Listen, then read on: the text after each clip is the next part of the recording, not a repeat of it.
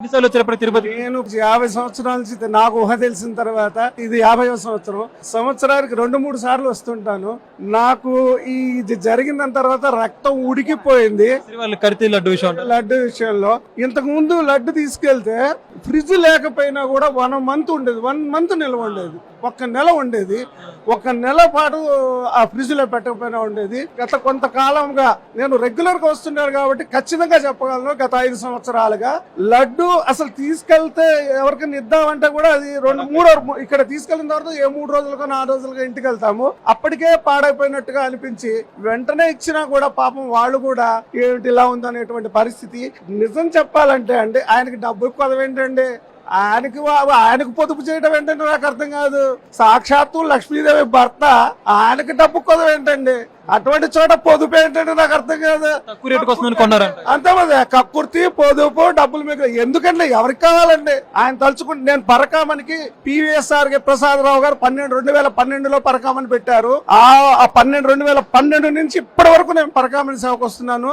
సంవత్సరానికి 2-3 సార్లు వస్తాను ఆ సేవకు కూడా. నేను సెంట్రల్ గవర్నమెంట్ లో విజిలెన్స్ డిపార్ట్మెంట్ లో పనిచేస్తూ కూడా సెలవు ఇవ్వకపోయినా సెలవు తీసుకొని వచ్చేవాడిని. అసలు పరకామణిలో డబ్బులు పెడుతుంటే మాకు ఎంత ఆనందం వేసేది.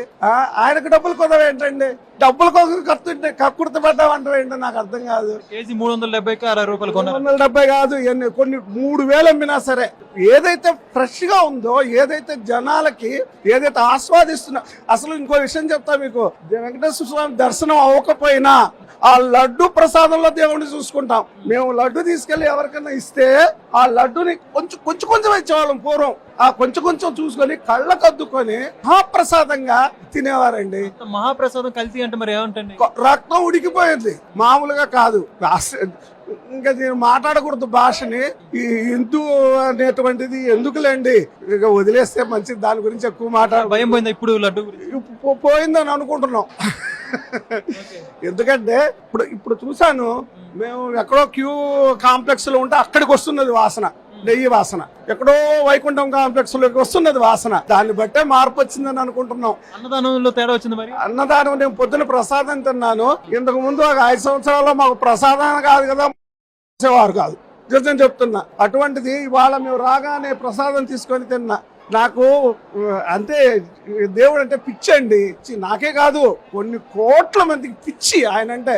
అవకాశం వస్తే ఇక్కడ చచ్చిపోతాం మేము. ఇక్కడ ఒక రాయిలా పుట్టినా, ఒక చెట్టులో పుట్టినా, ఆ చివరికి ఇక్కడికి వచ్చి చచ్చిపోయినా చాలు, అటువంటి భావన ఉంటది మాకు దేవుడు అంటే. దేవదేవుడు అండి ఆయన. చేతులు అడుగుతున్నాయి మాట్లాడాలంటే. ఇప్పుడు అయితే సదుపాయాలు బాగుపడ్డాయి కదా?